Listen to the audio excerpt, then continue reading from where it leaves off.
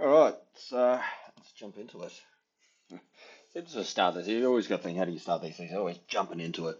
But here we go. It's what we are 10:24 on 14th of August, which is almost halfway through the month. These things tick over very quickly, don't they? Look, it was pretty quiet on the news front through yesterday, or data front anyway, and that we did have a little bit of Aussie data in the sort of middle of the session, but not something that really sort of tends to sort of move the market a great deal. And really, I think the market, at least through Asia and part of actually maybe started to move a little bit in the Euro session yesterday, but the Asia yesterday was very quiet. But after these big sort of news events, we get obviously CPI and and RBA. That's almost like a distant memory now. But after the CPI and that, you've got, I think it's a little bit of what I call sort of shell shock with the market, and sort of like you see these drastic sort of uh, bits of data come out, sort of like the market takes a little while to sort of digest the moves, reevaluate where they want to sort of take things, and you see a very sort of subdued session. And the fact that obviously there was no data coming up immediately in that session as well really just sort of saw things. I think Aussie was sort of sitting in like a 10-point range or something, maybe a little bit of a dip down early and then really back up into its range. But I think I'm just having a look on another chart now. I think around sort of sorry, 4 or 5 o'clock and that yeah, 4 o'clock. So sort of close of ASX Asia, that kind of sort of side of stuff.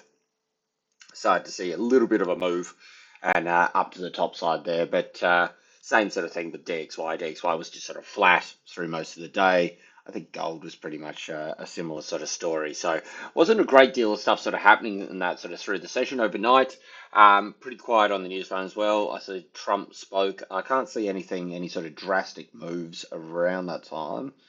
So it's not the most insightful stuff here, but yeah, I saw a little bit of a sort of a little bit of a blip of sort of strength of US dollar strength around that time. So I haven't actually sort of seen any sort of commentary from himself or this Goolsby. So I think he's one of the more sort of like hawkish leaning sort of Fed members in that. With the Fed members speaking in that, as I said, I've covered this a couple of times in that because generally it's kind of like, okay, they're always out there, they're talking, it's constant sort of stuff. But Waller and Bowman, when they speak, US dollar tends to weaken. When these other guys speak, it's not necessarily an equal sort of strengthening of the sort of position, but the other two, Waller and Bowman, when you sort of see they're talking, generally they're going to come out with some sort of garbage about sort of like need to cut harder, faster, all this kind of stuff, and you see sort of US dollar sort of actually start to move off that, which is a little bit of a change of events in that. But after CPI, I think really it seems to be the sort of rhetoric that the market's sort of looking for cuts in September for the Fed, and that it was sort of like now the talk is sort of that it's like cuts in September and the CPI not moving up hasn't sort of, or not moving down, sorry, hasn't really changed that outlook. So hence the US dollar sell-off and remaining on the sort of back foot of it all. It's in a pretty kind of crucial sort of support zone at the moment, but we're going to have to sort of see, is that going to hold? We got sort of a little bit of US data tonight, but first of all, sort of through Asia, we have unemployment data. So typical sort of thing. Look, take this with a grain of salt. 2025. I mean, I cover this every single week. I put a post on thingy as well. I suppose a couple of times up into the 30s here, but as you can see, they're just miles off always. That was the closest April. They got within 7,000. Wow, that's pretty good for them. But as you can see, 60,000 off, 20,000 off, 20,000 off. They just spam that sort of mid 20s for their sort of guesses. So take that with a grain of salt. The unemployment rate, I think that'll be sort of probably. I mean, look, unless you get a drastic number with the unemployment, like we've had 2,000, like very low last couple of weeks, and that obviously lower is not going to be sort of conducive for Aussie strength. The idea sort of being obviously if people aren't employing, if the people aren't creating jobs, it's going to affect sort of productivity, which seems to be the buzzword at the moment. Um, just on a side note of that, I saw they had a sort of news article out just before because everybody's well, not everybody, but a lot of people are pushing for this four day work week, and they're sort of citing papers that it'll boost productivity, and I'm like, It's such garbage, like sort of like jumping on the buzzword and the bandwagon to sort of like try and bolster their case and that sort of like there's a planning. I think it was one one for the public servants anyway, sort of 1 day in the office per week. I'm like, come on, these people just want to sit around in their pajamas or that, man, sort of like wiggle the mouse so it looks like they're doing something and get paid for it. That's why productivity's down because nobody wants to work. Nobody wants to do anything. They just want to sit at home. But anyway, sort of get back on track. Digress for all that for 1 second. Yeah, so low numbers in that, obviously, with the employment change, well, you extrapolate it out, you play it out. It's sort of okay. Well, if they're not employing people, it's obviously not going to lead to that sort of productivity. GDP figures, these kind of things as well. They need to do something to stimulate that. Well, what do? They would be more inclined to cut a little bit more. To sort of, I mean, obviously we just had a cut the other day, but again, it's already sort of forward thinking to, what are they going to do through to the end of the year? And Bullock was saying that, you know, among their forecasts, it does involve a couple more cuts. So the plan, or at least the approach from the RBA at the moment, is to cut more towards the end of the year. What you're looking for now with the data is sort of bits of data that you can plug in to support that sort of thesis, to support that sort of plan of attack that they're wanting to cut, 2 more times. I think Westpac said 3 more times before the end of the year. But I think the general consensus is 2 more cuts sort of towards the end of the year. But in saying that, sort of like, when you're trading these things as well, you got to balance it out against what are the other people doing. And, RBA could be cutting 3 more times. So you'd be like, okay, well, that's going to be weaker US dollar. Not necessarily. Sorry, weaker Aussie against the US dollar. Not necessarily, because if the Fed's also cutting, well, it's about like, they're both in the same camp. They're both cutting. So, it's just who's going to cut more. And yeah, it's not as clear cut as like, okay, Aussie's cutting 2, 3 times towards the end of the year. So it's going to weaken.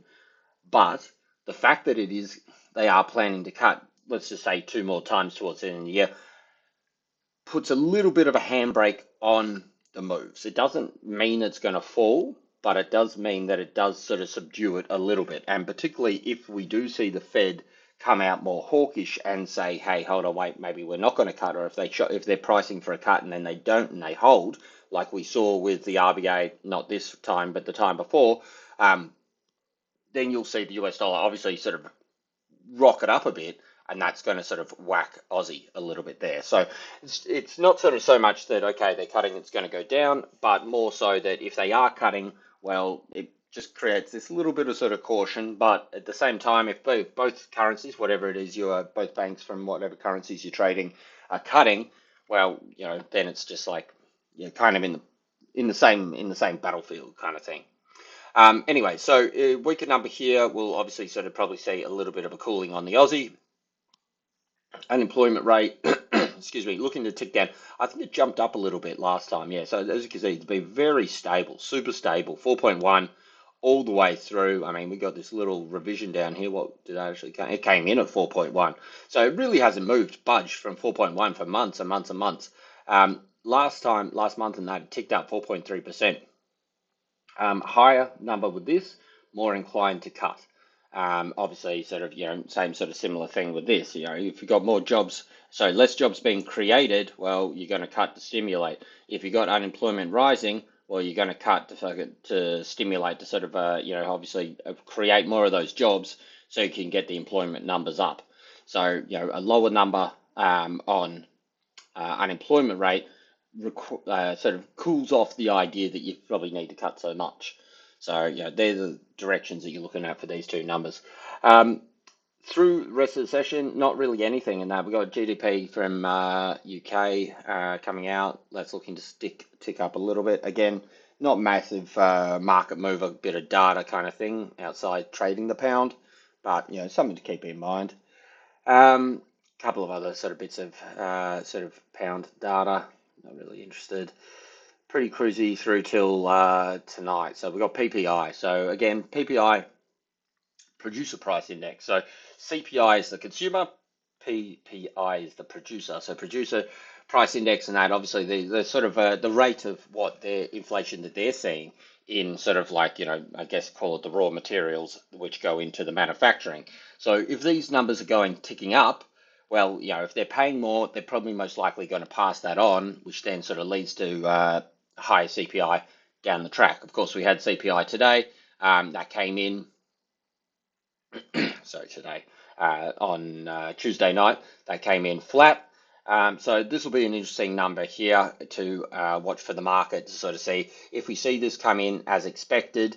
Look, it may be sort of, air quotations priced in, sort of moving into it. So you may see a little bit of a sort of firming at least. So not necessarily a move up on US dollar based off this, but at least maybe not a breakdown based on that sort of stuff, because you've got to take into account, the sentiment is pushing it down because of all the bits of data we had leading into this. It'll sort of like probably level out onto a little sort of support area. And then we've got, if this fails, then it'll take the next leg down there. But, while this could potentially be US dollar supportive, you're probably not going to sort of sell that into it.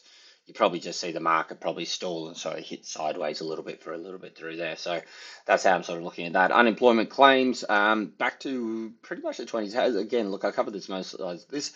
Unemployment claims in the US come out weekly on the Thursdays. And as you can see, it's very stable. It did blip up to the 40s a couple of months back, or about what's this, May, June or so. But since then, sort of come back down and really kind of stabilized around these sort of like teens. Actually, sort of overshot, went down to sort of the teens over here. But as you can see, sort of, 20s, 30s, that's the kind of level that we're looking at there, 220, 230. These kind of things here. So unless we see a big shocker with this, it probably won't move market a great deal. So I think PPI is probably the one that we're sort of looking at. Got another Fed speaker, and this is what I mean. These guys are out there like every single day. They're certainly like these guys are working for them, and I wonder if they're doing one day a week, like these other guys are sort of pushing for. So yeah, look, that's pretty much it. Sort of through data, middle of the night again. We got 3 a.m. Got Trump talking. I'll have a look into what his comments were yesterday and what he could potentially sort of be sort of talking about. Obviously, Trump sort of is very sort of pro weaker US dollar, sort of lowering rates, all these kind of ridiculous amounts and that. So, and when he does sort of open his mouth and sort of come out with these sort of things like, oh, I'm going to sue Powell or whatever garbage he came out with last time. As I said, look, I'm a pro Trump person. I think he's done some good things, but I think sometimes it's just like, shut the fuck up, man. Like, come on, calm down. Because he moves the market when he talks. And the thing is, it's sort of like some of the things are just kind of like, okay, well, he obviously can sort of, uh, word his comments in a way that will affect the market in the direction that he wants it to go, whether it's in basis or not. This is the thing with the market, with the news. The market, it doesn't necessarily need to be like either factual or happening straight away. The market will react in 2 seconds and things will jump. And that's why sort of when you're seeing these things sort of dribble along, then all of a sudden goes and sort of shoots down or shoots up. There's a catalyst for it. The market doesn't just go, okay, quiet, quiet, unless it's sort of like, a market opening or these kind of things. Obviously, when you get that fresh flood of sort of volume into the market. But if it's just sort of ticking along, sort of halfway through a session and it's going quiet sideways, and then all of a sudden flies through the roof or through the floor, there's a catalyst for it, and that's what you've got to be quick on the money for, to sort of work out what those catalysts are, work out if it's actually something that's sustainable. Because we saw the thing the other day with the H2O chips or whatever it was, and that sort of like sent the market going whoop down, and then 2 hours later, bang, it was back up. So yeah, it's one of those sort of things. You got to be able to sort of like make those calls pretty quickly as well. All right, so look, we're on Aussie, so I may as well sort of start here. And this is, again, still back on the sort of resilient push up, push up, push up kind of thing. Um, should this sort of thing move up a little bit higher? In theory, you probably could say, look, that would be your top side target. If we do see to sort of come up here, we've got a couple of levels to beat. The 78%, so 65.80 would be a top side target here. And, we've got to sort of consider these ones, even though I've been, maybe sometimes to the detriment looking to the downside. You got to sort of think, okay, look, should these bits of data come out supportive of Aussie, and we see, you know, PPI come in weaker, kind of thing. So that's the thing. You got to sort of say, okay, what is going to make this chart move to this level? Well, these are the catalysts that we got coming up, at least in this sort of moment for Aussie. We got unemployment, and then we've got PPI. They're the ones in the headline. That's why I used to do the news at the end, but obviously it's better to have a look at the news and that sort of like from the start. But they're the things that could be driving it. And if we see something that's sort of like, at least in an Asia session, if we see, say, US dollar break down a little bit more, if we see the unemployment data come in Aussie supportive, well, where's it going to go to? Where's a target? And you can see that obviously on its move down here, this is a level in which the market tried to hold. It was also a little bit of a support through this area. And if we drag it right back over here, you can see the market was trying to hold it at this level over here before it sort of got through retest, bang, down over here. So the thing is, this is your target. That's your spot. If you're sort of going to go to the top side, this is most likely where you're going to see a reaction.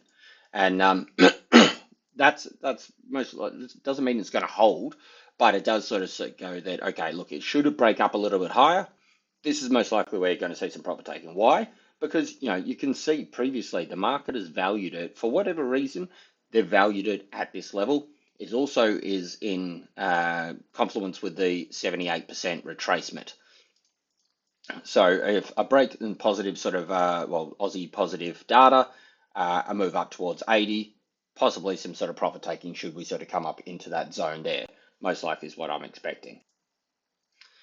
Sort of considering both sides of these things, should this thing sort of fail, because obviously we're coming into the 60 zone.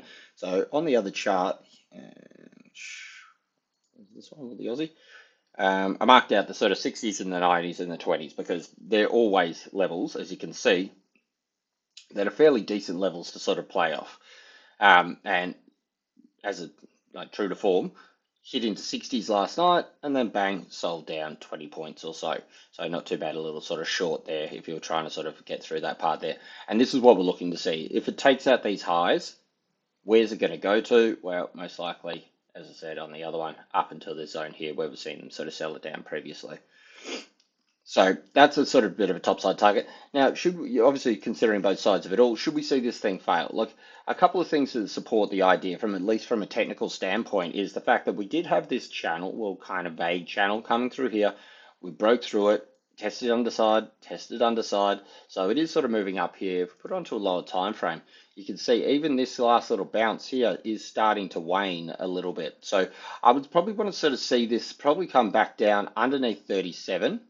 And 37, I could see this probably sort of maybe putting in, this would give us a lower high, take out this sort of little swing part and lower low, and this would start to see a little bit of a cooling off, come back down over here. So 37 is the level that I'm looking for on the underside.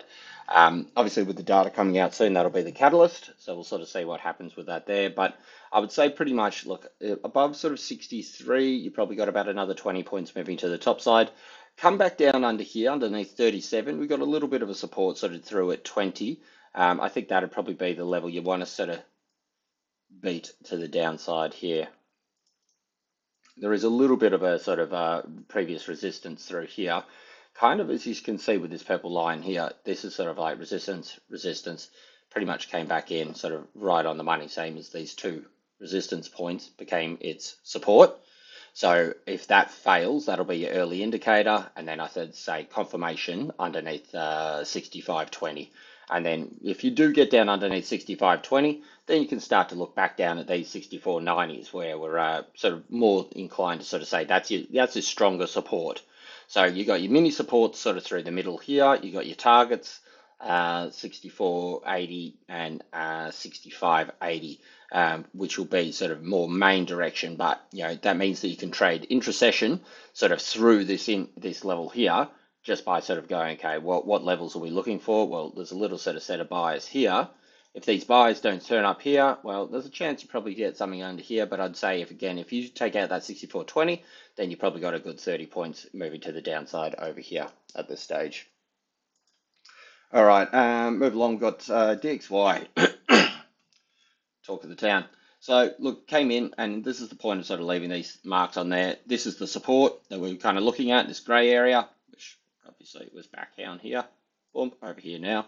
That's great. Timing's not the point. Um, look, I mean, unpacking sort of thing. We had this. I mean, I can take this off now because this was a nice little flag potential breakout before we had the data. Boom. And this is what I mean. You can have technical setups.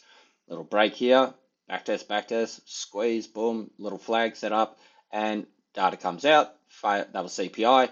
Bang, fail. Bang, fail. Okay, so let's get back onto the 4 hour. So back into the support area. As you can see, just dipped down into this little level here, which was actually the gap area back from, when was this one? June or so.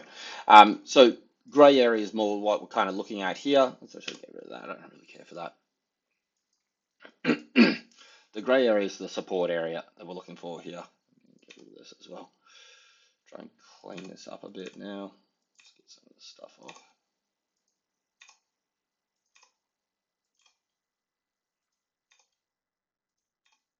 Back onto the horizontals. So as we can see, it's sort of coming down here. So we had a little bit of a gap down, and it's pretty much on its ass already, sort of through this session. So typical sort of thing that we're looking at here is obviously these sort of like moves where I sort of say always sort of like, you got one move down, you found support, found resistance, tackling the lows. It's tackling the lows very quickly. This bounce has been, not really so much of a bounce, more just sort of like, okay, it's stalled. And this is what I was saying before, sort of like with that data coming out, I would probably expect this possibly just a range through the session. Look, we could see in the next half hour and it'd be back down over here, really testing those lows. And I think it's going to be in trouble if it does come down to those lows. You sort of drag this through here. Kind of on a little bit of a support. It's really flirting with this, and it's actually looking like it wants to go down here underneath. What I'm going to do is put a little alert underneath this, because I think this is going to sort of see a faster move if we break it.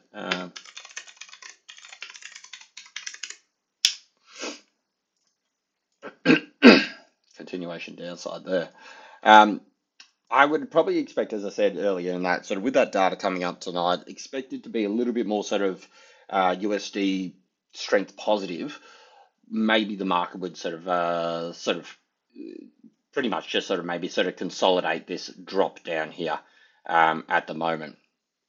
As you can see, this is what I was talking about yesterday. It was just very flat, and then as soon as sort of hit through sort of Euro, is it Wednesday? Yeah, so yesterday, Euro session yesterday, just bang, drop down, and dribble. So it really has been taking a bashing. I mean, look, we had NFP, ISM, CPI, all fairly large bits of data, all of the sort of US dollar negative. And it's paid the price. It's been absolutely smacked. It was almost sort of, I don't know, 2.5%, 3% or something down from NFP highs, where it was absolutely on a rip prior to.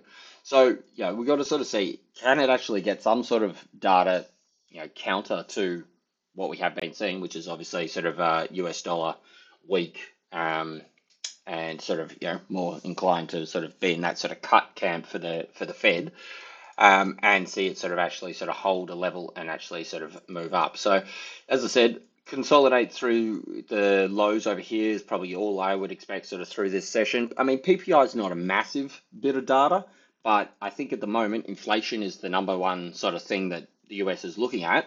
Obviously they got the dual mandate, they got jobs that they look at, they got the inflation that they look at. Well, jobs we know were pretty weak.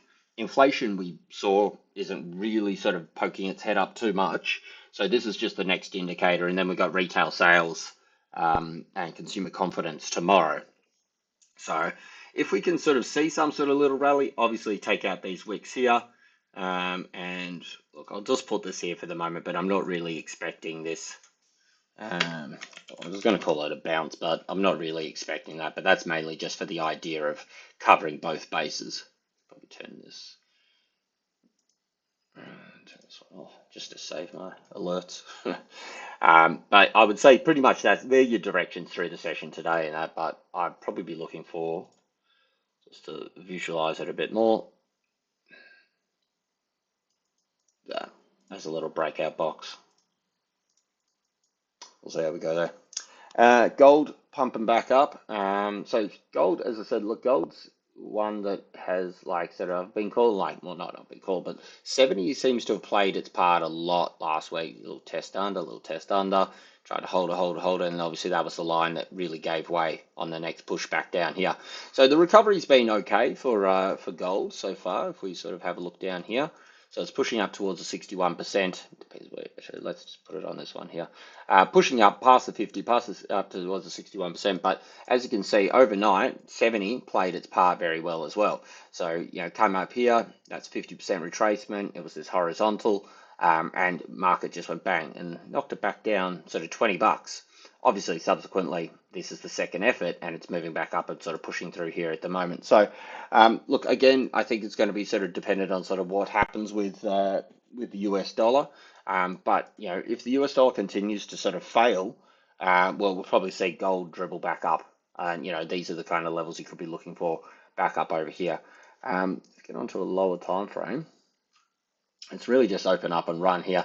I think, look, if this closes up above sort of 70, as I said, 70 was a sort of point that I was watching a lot last week or so. If it closes up above 70, look, 61%, so I would say they're around this 80s level. Excuse me. You could probably say that this has got a little bit of an area, as you can see, is sort of support. I haven't used the blue ones in ages to visualize these things. Pinpoint, boom. As you can see, it was a support, kind of resistance here, kind of danced around it a bit here, but these are your levels here and here. So that's most likely where we probably be looking for this thing to move. As I said, Asia's actually been back to being pretty quiet. We did have a headline the other week about sort of China's back buying again, but we haven't sort of really seen a lot in Asia session in regards to sort of China buying. So yeah, I think, look, if this does sort of continue to grind up here, 80 is probably a level around this 61% that I would probably expect a bit of a reaction. It's been a fairly decent little open for it, though, because this is, 9 o'clock or whatever. Where we go, 57 up to 70, so almost a 20 buck move up to the top side here. But as I said, this is on the 1 hour here. If this thing closes up above 70, I think 80 is probably where you're looking for it to move, at least for the next target. Doesn't mean it's going to be the top, but I would expect a reaction from this level up over here. Silver's actually playing a lot better. So I've been trading silver for a while, but this little sort of, if we get onto the 4 hour, this is what I was saying in that weekend analysis, that for silver to sort of move up to this level over here, I wanted to see a move back. Because we've seen so many V-shaped recoveries on everything, and they just don't seem to hold. Whereas if you can build the new structure, which is what it's doing here now, and we've seen the buyers here, sellers move in, buyers have actually shown their commitment, i.e. sort of moving from here to here and pushing through and taking out that high, consolidating above that little resistance zone. That was the move that you most likely can see this thing sort of continue and move up to the top side here. Now, silver's a bit of a funny one because it can obviously play sort of wear two hats. It's industrial sort of metal. It also plays the hand of the sort of precious metal. And when the theory with these things is in a bull market that silver will outperform gold. And that's when you've got a better bull market because it'll move percentage wise better than gold will. And gold is slightly different because it's more just a hedge. So in a risk-on environment, which actually just on that topic, not that I cover this, Bitcoin, new all-time highs, this thing rips up to the top side here. Well, Bitcoin, as I said, I don't cover it, but kind of my feeling, and I think the general consensus is it's still a speculative thing, which is, i.e., if you unpack that, is risk on, because you're not going to take a big sort of make big speculative position on something if you're not comfortable and happy with how things are moving in the market. That's risk on. You know what I mean? If you're a bit worried about things, you go to gold, or other safe havens, which are can be sort of like the yen, which even though the yen's been woeful for ages, but also Swiss franc, typically at its core, US dollar, and gold. But obviously those ones are a little bit different nowadays because US dollars just got a whole heap of trouble, obviously, as we've seen, and the BOJ's just been on a sort of path of self-destruction of the sort of purchasing power of the yen. But regardless of that, the point is that with Bitcoin moving up, with silver kind of moving up, these are a bit more sort of like risk on feeling. And we've seen this across the board. I mean, look at equity markets, they're still at all-time highs. Aussie is, holding up. It's every time you push it down, it just rallies back up. So these are more, so it's probably more of a general sort of risk on theme across the market. Obviously, these things can change, but this is why silver is probably outperforming gold a little bit at the moment, and it looks like it so probably may want to come back up and test these highs up around those 39. So I haven't actually traded silver for quite a while. As I said a couple of times, I've got options elsewhere, and so I haven't really been trading. But this is showing a good structure, in my opinion. The fact that again, look, buyers have shown their commitment to move up here. They've taken out the highs, so that's a lack of commitment of the sellers at this level. Consolidating above here, that looks almost like a little mini sort of ascending triangle.